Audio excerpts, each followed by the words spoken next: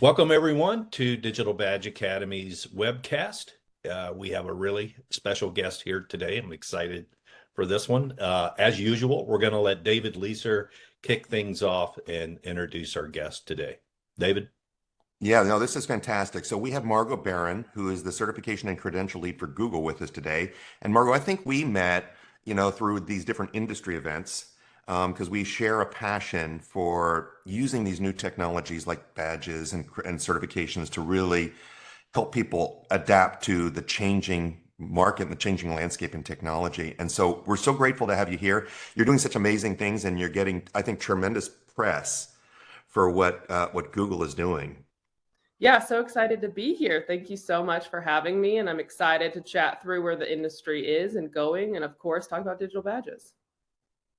So, Jim, do you have any questions to get us rolling? Yeah, sure. So why don't, just to get started here, Margot, why don't you help the audience just understand your role a little bit more deeply, what you're focused on at Google relative to how you're incorporating digital badges, digital credentialing into the programs that you have there. If you could just kind of start us off by giving us an overview of what that looks like. Yeah, definitely. So within Google, I sit under Google Cloud, and my team specifically is working with all digital credentialing and certifications. And so under our portfolio, we have a spectrum full of different assessment types. And so this ranges from role-based certifications, which we are all very familiar with. We have a lab-based program, Google Cloud Skills Boost, that we'll talk about later, where you can get issued a skill badge. We have in-person and on-demand training where you get knowledge badges. And so my team is really working on how to clearly and concisely package all of these up and ensure from a learner's perspective that regardless of where you are on your learning journey, that you have a spot that clearly states how you get to where you want to go within the Google Cloud ecosystem. And I would say our current role and goal for 2023 is ensuring that we are motivating through our digital badges individuals on their lifelong journey and validating skills in a transparent way.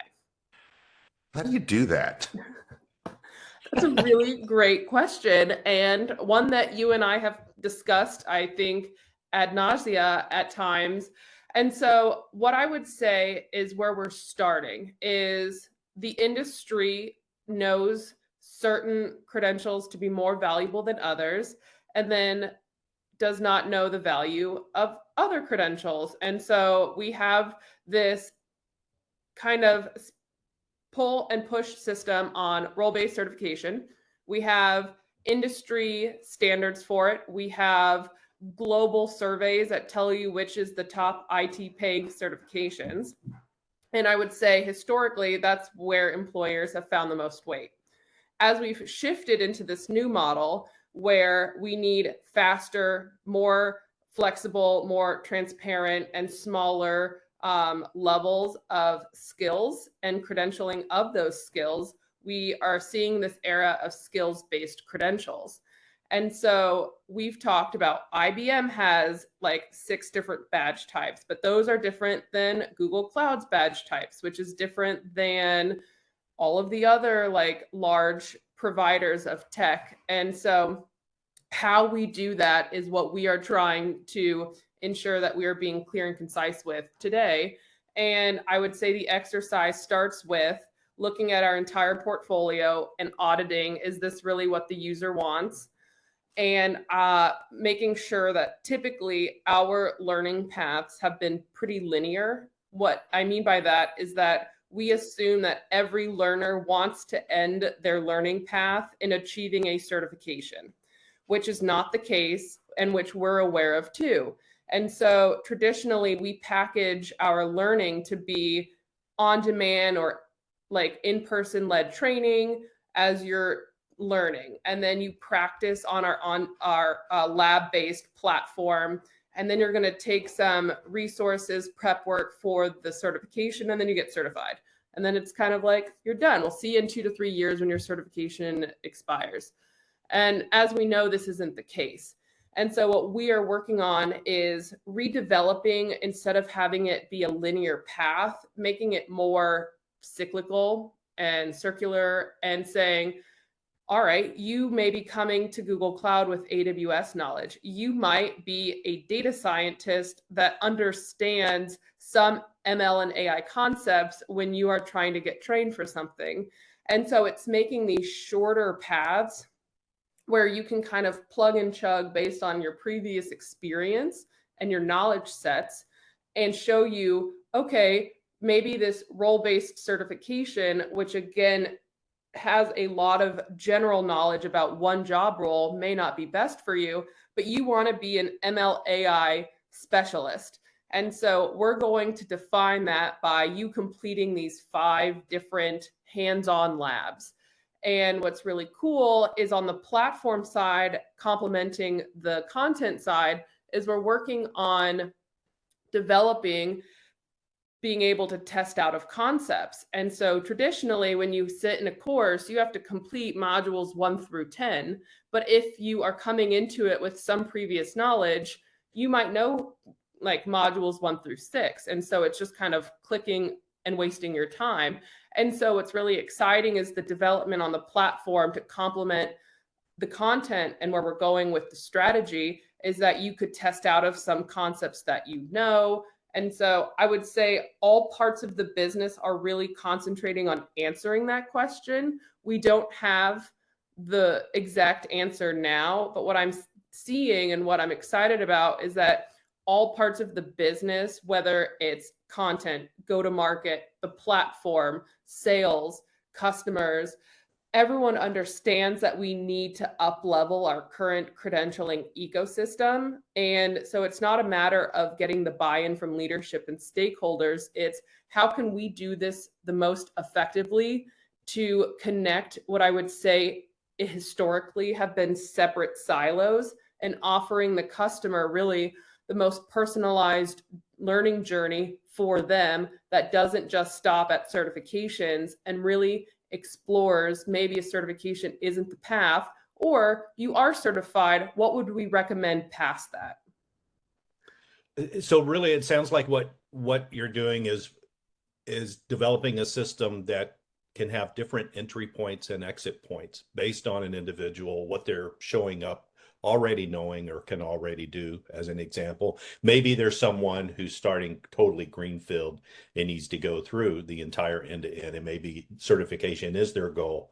And Right. it sounds as though those individuals are accommodated, but then the others who are coming in with more experience are looking to maybe fill that a particular skill gap. There's someone who's fairly seasoned, but they just want to add to maybe the set of skills that they have. They can come in and almost build out their own pathway. It sounds like what you all are looking to achieve. Exactly. Well, that's awesome. You know, it's interesting because you talked about the I don't know, I don't know if you're using adaptive learning or adaptive testing, but allowing people to test out. I think that's so important because we have so many people that have these prior learning skills. They already have those skills. And yet we think that we have to force them through 10 hours worth of training or whatever. And they really only need 2 or 3. They should be able to test out of it. And then there's all this burden on all these systems because we expect this 10 hours. Right. But if we're able to get 5 people through at 2 hours apiece, that's a whole lot better than, 50 hours for those people. One of the things that you talked about was this whole idea of understanding that people are coming in all these different entry points. One thing that Jim and I did early on, with a massive data set of badges, we ran AI on it, and we wanted to see how things were happening, and it was exactly what you just said. There was course 1 to course 2, course 3. We had this prescription, right? But it was no. People were going to course 1, and then they're taking a hackathon, and then we had badge data from outside the company, and so we said, but they're also going to this conference, and then they're going to this hackathon. They're doing all this other stuff, and I think what it does is it gives you an opportunity to market in those other places. So you now have a natural understanding of how people really are learning, and you can say, you know what, I can keep them from being a dropout if I know exactly where they're going. Exactly. And I would say one of the exciting things we're seeing on the content side is, again, this concept of you come in with previous knowledge. And so in the cloud space, you have the top 3 cloud providers, AWS, Azure, Google Cloud. And so most companies are running on a multi-cloud solution. And so we are not blinded by the fact that you're not like people who are learning Google Cloud should and probably know all about the other 2 cloud providers. And so we just launched a multi-cloud fast track pathway of if you're trying to become a cloud architect, cloud engineer, and you already are coming into Google Cloud with previous Azure or AWS experience, there are specific courses and labs built specifically for your historic backgrounds. And I think that's really needed too, where again, it's all about resources. And so in a perfect world, we would have all of the content in all of the world to match everyone's like persona. But the fact that we are able and starting to offer these, we don't expect you to start at ground zero. And you might be here and you just need a little push to kind of go up, is really exciting for us. I'm curious about how your client base is sort of receiving a lot of this work. And what I mean by that, I think of 3 key personas in the world of digital badging or digital credentialing. There's the issuer, right? In this case, Google. There are the earners. This could be anyone from a Google employee to someone who's not a Google employee. And then, of course, there's the consumer, and that would be someone looking at individuals who are credentialed. Maybe they're going to come in and do work in the cloud space in their environment. What I've encountered in the past is there's still a pretty strong tendency for people to look for that certification as sort of that magic credential to validate if somebody really knows their stuff or not. But the reality is there are a lot of other ways to go develop those skills. And in some cases, I know companies are foregoing certification in favor of other types of outcomes or other types of methods for recognizing outcomes in terms of what you know and what you can do and what you've mastered. For these skills badges and skills credentials, are you finding yourself having to spend a lot of time educating your client base or that consumer persona out there? I'm just curious as to what that part of your program looks like and what challenges you've had. Yeah, so I will say that certifications are not being replaced, and we understand the merit and the need for them in the market. I think what we are challenged with and what we are trying and creating awareness for is that there is a world with complementary skills that can be obtained without getting certified, and then skills in the what's new, what's next after you get certified. Mm-hmm. And this is where skills-based credentials come in to play, because certifications are timely, they're proctored. The accessibility challenges where you need to have a room clear, you're going to need 2 hours, you're going to need the experience, you're going to need to study it. So there's a lot of factors that go into making certifications not the best fit for everyone. But with that said, they are the number one thing right now that our partners and customers, Google employees, there is a standard that certifications have. And so what I think, not just Google, but a majority of the companies that are issuing digital badges are having to overcome right now is, what is the value in comparison to this historically well-known entity of certification? And what's interesting is, does the consumer even know the difference? And to me, in our world, it's twofold. You want the user getting the credential to understand the value and showcase it in the appropriate way. But then you also need the employer or the customer to identify what that digital badge means for what it is. And I would say that we are tackling both fronts.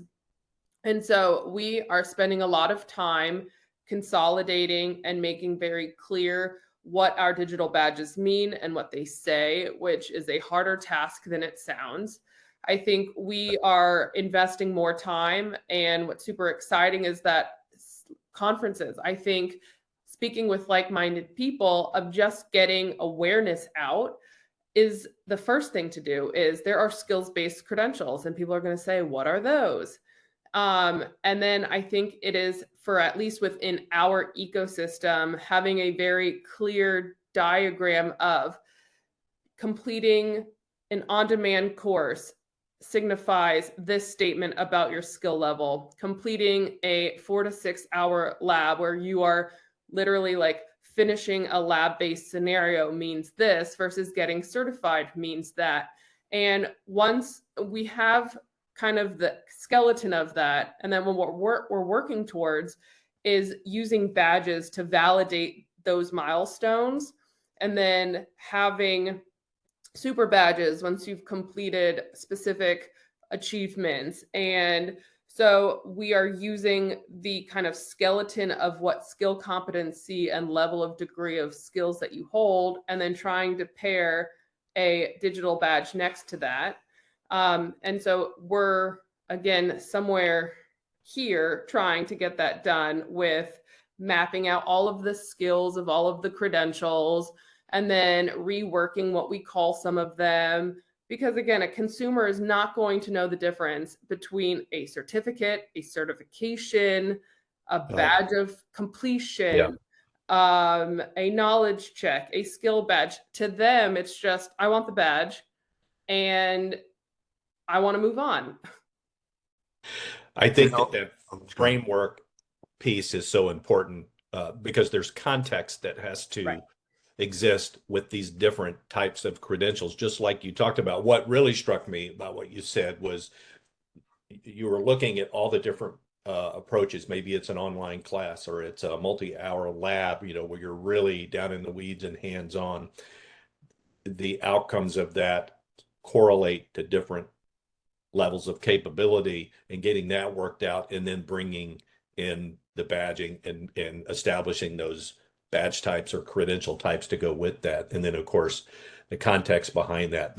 I would say that is probably the number one challenge anyone that's working with digital badging is having, is to get that consumer to understand that there are different classifications of credentials and they mean different things in terms of what level of capabilities someone has. It could be just a simple course completion with an assessment at the end, or it could be something far more substantial. And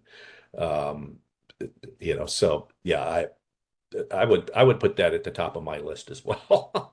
And I think that one of the things that, early on developing the IBM program, knew that we had to show that there was real business value to those badges. And I think that there's work to be done in the industry to validate and prove that. And I don't know if you know George Westerman from MIT, but I was on a panel with him and he was saying, I wouldn't hire an MIT graduate without putting them through some sort of assessment. And so that was interesting. But I think that the industry, when you think about the Project Management Institute, the PMI certificate, people believe in that. And they go, yes, this does have validate, it's valid. And it is a replacement for a college course or whatever it happens to be. But I think that there is going to need to be work from companies like Google and also from some of these industry associations to show that people that earn these types of credentials perform just as well or better than people that earn these other ones. And I think once we get to that point, then these HR organizations can trust them right now, because right now they have the proxies of the college degree and all these other things, and they're not going to get fired for that. Right. And they're not going to get any legal hot water for hiring people with those. And so I don't know if there's anything you guys are doing to say, hey, you know what? We can validate that people that get these actually do X. So we ran an impact study with Gallup on about 3,000 individuals that had achieved a skill badge, and their confidence at work, how much they received in pay, job responsibility. And again, I do expect the industry to note that we are comparing apples to oranges, where job role based certifications are mapped to a whole job role, and an entire job role has 15, 20, 30 competencies that you're required to know, where Right. a skills-based credential is testing on 1 to 2. And so what people think are that they're the exact same thing, which they're not. And so with a Google Cloud certification, we can confidently say that individuals that get certified on average make X $1,000 more in their job role or can find a higher paying job. We don't expect that from you getting one digital badge. But I think the beauty in it is that you can be more flexible and agile with your learning journey when you are using digital badges, skill-based credentials in your learning journey. And so I think shifting the mindset of trying to compare the same like KPIs that we have for the impact that a job role-based certification has on an individual, changing the spectrum of what we look at, and it's confidence, it's job responsibility, it's going to be what are you trying to achieve, and do the digital badges get you there faster and more efficiently? Trained organizations, there's an IDC report, and it clumps trained and certified, but it's the same kind of capabilities of individuals who are trained, stay longer, and are retained talent. I know that that's always a concern of employers of why would I get my team certified or invest money so that they can just leave for a better job? But this ongoing skills development is something that individuals are craving and need in their jobs to stay satisfied. And so people are staying in their jobs longer, they're happier, customers report higher CSAT because you're going to be trained on the newest and latest, and you're going to get your work done faster. So I think it's complementary. I think that skills-based credentials and certifications are not one or the other. I think they can be in some situations, but I think it should be a combination of both. As we are all evolving, technology is growing. I'm not going to be in this job role for the rest of my life, so I'm going to need to adapt of what is coming forward. Regenerative AI is a hot topic now. It wasn't 2 years ago. And so as the industry grows and changes and evolves, I think it's how can we put forward a suite of credentials that matches what the individual would need to learn at that time. I feel like I just went on a tangent and didn't answer the question, but No, You no, did. I did. okay. Yeah, I was gonna say there's again another element there related to performance. And David, I know you and I saw this very thing when we were both very heavily tied directly to a large enterprise digital badging ecosystem, looking at how those badges being issued, those skill badges being issued, affected people's performance on the job. As an example, there were even, I know at IBM, and of course we can't get into the detail behind it, but there were studies that were done that literally, I mean, it was hard data that showed performance improvements. For instance, on the sales side, individuals that were taking the time to go take the training and earn these badges, the badges being really kind of the motivating component to get people to, create awareness and drive engagement. Those individuals were more likely to hit their revenue targets than those who had not taken the time to do that. So there was a direct correlation between the skill badging that takes place at IBM. I say was, there still is, I'm sure, and the level of performance that someone is capable, and job satisfaction as well. Everyone likes to be recognized, right? And I think the incremental recognition and having a more detailed, granular level record of where you've invested your time is something that has been, I think, really popular. I think that it's something that's very necessary for to have a really high impact digital credentialing program using badges. I think you do have to look at recognizing things that are more granular down at that just 1 or 2 or 3 specific skill level. Yeah, and I will say that going back to how are we proving the value of skills-based credentials, feedback we get all of the time is you certify like X number of individuals a year. Our company needs, there's a skills gap in the IT industry. And the biggest question we get is there's not enough credentialed Google Cloud individuals that we can tap into to help our businesses. And so I think by broadening the spectrum of what we consider credentialed, and it's not just certified, where if you achieve specific skills-based credentials, we're also saying that they have demonstrated, because I think what you were saying with the individuals that complete, I think there is a innate characteristic of individuals that complete training. Like if you complete something that gives you a digital badge, that shows kind of not the learning objectives that are being checked by the course, but it also shows initiative, drive, that. And so there are these I forget, I think the PC word of soft qualities is not the word, but it's like these more characteristics of like who you are as a person. Human capabilities, kind of, right? Are going to be demonstrated by individuals that seek training and are getting digital badges. So I think that's a sign. And so employers, for us specifically, are saying, how can we broaden up the availability of skilled talent that we can then seek for completing X credentials?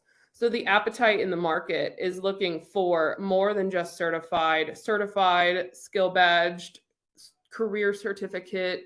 And they want to know, okay, great, you are issuing these individuals credentials. How can we access them now to come and work for us? So I think it's a holistic cycle of going all the way from content of how you issue the digital badge, but then the benefits that you are giving the individuals that are getting the badge, and understanding the difference of, is this a badge just to kind of be one of 1,000 on their profile, or is this one that we're going to elevate through a skills directory that will help employers get talent that's close to where they are needed?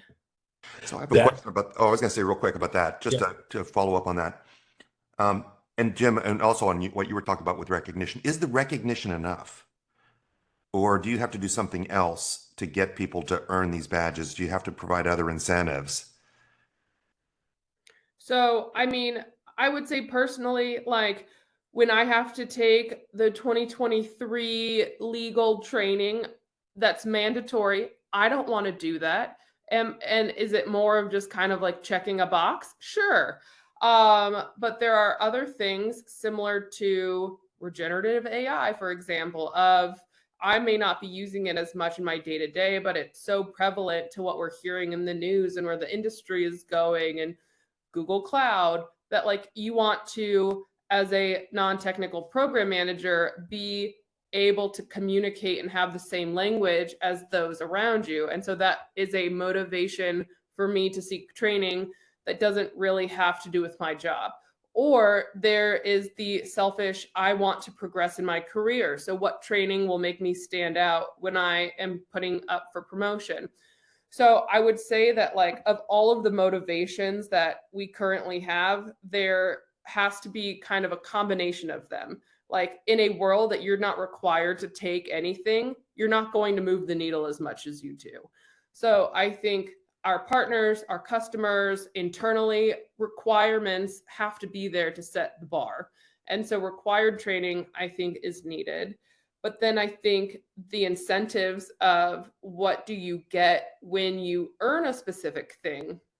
And I think that's where fun challenges, we can talk about this in a bit, but we currently have a campaign going on called Arcade. And you get incentivized with badges, digital badges, coins, and then you can redeem those coins for swag.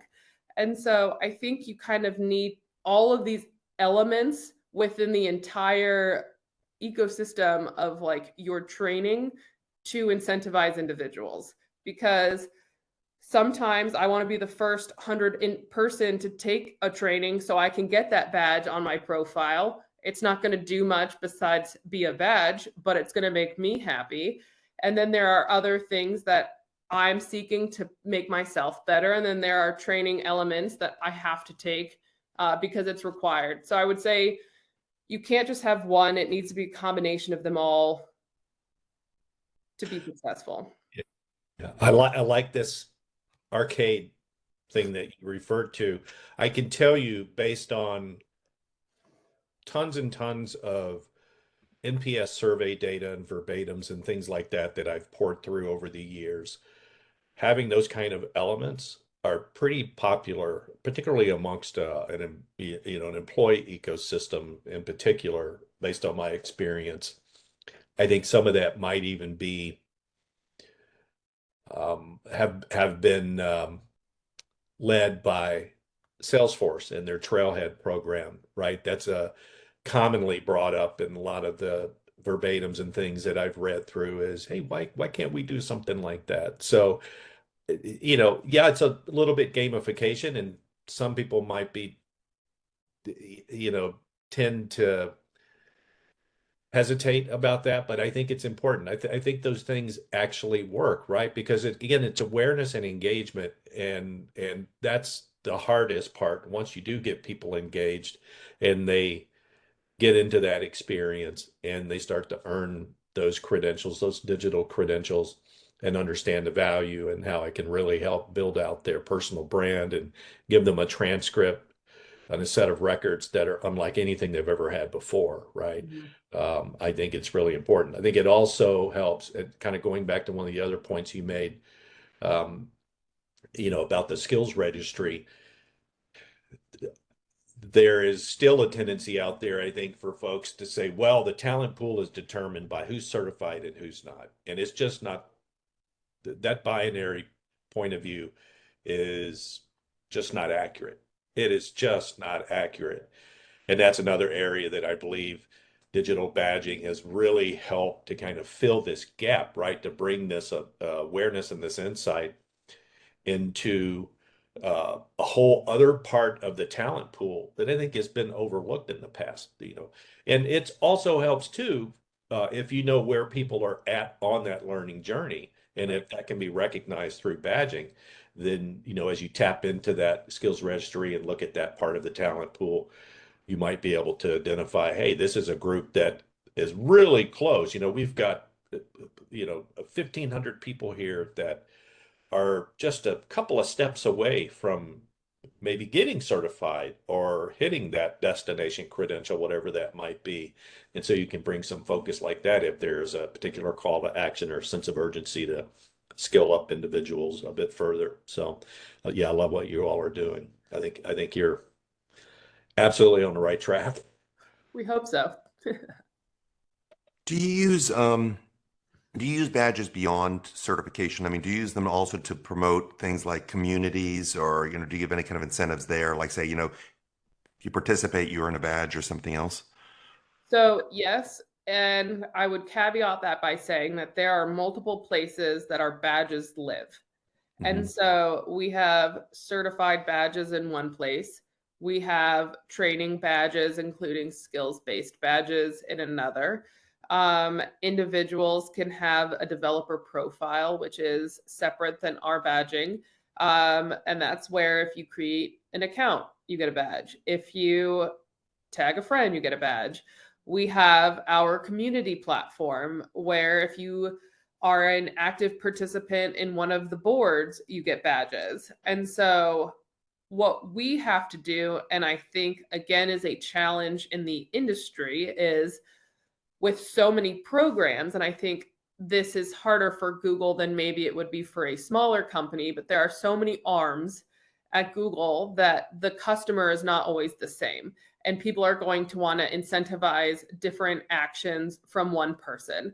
And so there does not exist one like badging like wallet for all actions, for all programs, for the single customer. And so what we try to figure out is what is the most important objectives for our program. And I think like cousin programs that we see our audience members kind of starting or like jumping from, and then how can we work with them, and then consolidating all of our arms within our organizations. Because again, something that's super hard is tracking an individual from wherever they start to wherever they finish, and like making sure that you're recommending the next best step for them based on the activities. Because as a learner, I can take a course on Coursera, I can get certified, and then it's hard to track the data when you're jumping around in the systems. And so what we have done is identified programs that fit within kind of our spectrum of learner, and are really trying hard to consolidate where all of the badges live, so that when an individual is graduating college and completing this, we can then recommend an introductory level of Google Cloud. Or you are coming as a working professional here and don't know what to do next, we can house all of your badges in one place. And so we're not taking away from the communities or the developer profiles that are more broad outside of just Google Cloud and want to issue thousands of badges. But for our programs, maybe it doesn't make as much sense, or it dilutes the value of our badges if we were to hand out 100 different badges, because the consumer is not going to understand the value or the difference, or care to understand the difference. So I think that's a platform challenge that we are in the middle of trying to solve, is coexisting with different, like as a user, I might have 3 different profiles, but all of those profiles might act in a different manner. And do they connect to each other at some extent? And so I think it's ensuring that for the developer profile, where you get a badge for just being alive and logging in on a Tuesday, and like, and they have like the branding for that's going to be a lot more fun than maybe our branding. So maybe every time you get a badge on Google Cloud Skills Boost, you get a badge on the developer profile. So I think it's just ensuring that you understand what you're looking to do as a badging platform. What are the accompanying programs that you want involved? How are you communicating to the individuals within separate programs other than yours? And how you're kind of linking all of them together, even if it's small. Those are all very common challenges, challenges that I've dealt with directly myself. And I will say, even to this day, it's many years that I've spent looking after programs, it's still a challenge, right? Finding that sort of sweet spot, so to speak, right? You don't want it to turn into a badges gone wild situation. At the same time, you want to make sure that there is an adequate degree of granularity that makes sense and increases the overall value of the digital credentialing that's going on. And yeah, it's a little bit of a science, I think, sometimes to try and figure that out. Yeah. And I was going to say, so those are some problems. And I was going to say, if somebody listening to this and they're starting a corporate badge program, can you, and I'm putting you on the spot, but, can you think of some of the things that say, hey, you know what, here are some of the gotchas, here's some of the challenges, or some of the things you need to make sure you think about when you're developing your program? Yeah. So I think simplification and thinking through the customer lens. So again, internally, we use a lot of different speak and like quests and labs and courses, and people out externally don't know a difference. They know that they come into a platform, they do an activity, and they get a badge. And what we have learned is that some of the feedback for maybe a lower level of assessment, so you watching a video, the badge has a check mark on it, but you completing a lab-based scenario, which requires more competency and validity of completing it, doesn't have a check mark, but people are valuing that small check mark in the badge more than the non-check mark. And so I think mapping out, so a skills mapping of all of the competencies and like credentials you want to have.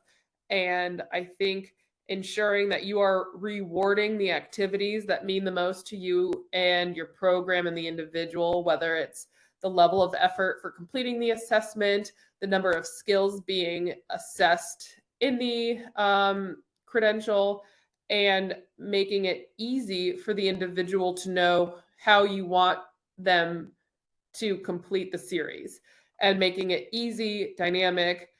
And again, none of this is easy, but I would say like mapping out the skills you want individuals to complete, not making it too hard on an individual coming into the program to understand where they can start, what's an ending point, and then continually having recommendations for that next step. Because I would say when you create a linear learning journey where there is a start and end point, you will have individuals that drop off. And so if you are making it a ongoing learning journey of, we recognize that everyone is coming in with a different skills, ability, background, history, and you are organizing it in a way that says, if you have X history, start here. And then once you've completed this, we recommend this. People want a certain degree of hand-holding, but they also want a certain degree of autonomy. And so give me the recommendation, but let me explore on my own. And again, like I said, it really depends on what your objective is for your program. For a community, like you signing in every day gets you a badge. You replying to more posts, you go higher on the leaderboard, and that's what they want. For our program, we want to ensure that there are maybe 3 to 5 different badge types so that the market and the individual knows what it is for them. So it's more mapping on the back end, like what you want, what's important to your program, and what you want to say from the digital credential. And then it's having fun, kind of how you get individuals through that ecosystem. We want to be mindful of your time, but I did have one other question for you. If someone wanted to see sort of the public facing side of everything that you've talked about, what you're doing in terms of digital badging and credentialing, um, where could they go to, or do you have something you can share? Just Yeah. do a little So show and tell here. I have a few things that I can share. So this is Google Cloud Skills Boost. This is where you can choose learning paths, build your skills, validate your knowledge. We have featured learning paths. We have a catalog. This is where we were talking about that multi-cloud. So if you're coming into Google Cloud with other cloud provider knowledge, this is featuring our new multi-cloud content that just was released, which is super exciting. And this is where you can kind of get a sense of what is it that you're trying to achieve. And so we have curated learning paths, whether you are getting started, whether you want one of the certifications that we offer, whether it's a certain solution that Google Cloud offers. This is really going to be the hub that houses all of our training and where I recommend you start. And then you may have heard me mention Arcade, which is an exciting program that launched recently. And this is where you subscribe to Arcade with your email account. You're going to join through Google Cloud Skills Boost, the website I was just showing you. And through this, you are incentivized to play games, earn badges, and then you get arcade points. And then you can enroll in skill badges, which we've alluded to, which is Google Cloud skills-based credentials. And through achieving all of these different activities, you get points. And then at the end, you're able to redeem all of your points at the end of June. And so there are different levels. So more of the introductory at level 1, more of the advanced at level 2. Brain teasers via the trivia for all sorts. And then it kind of has all of the different modules of the recommended training and all of these fun videos. And so, yeah, you can check this out at go.quicklabs.com/arcade. You know, it's interesting because you've turned certification, which is a transaction, into a real engagement program here, right?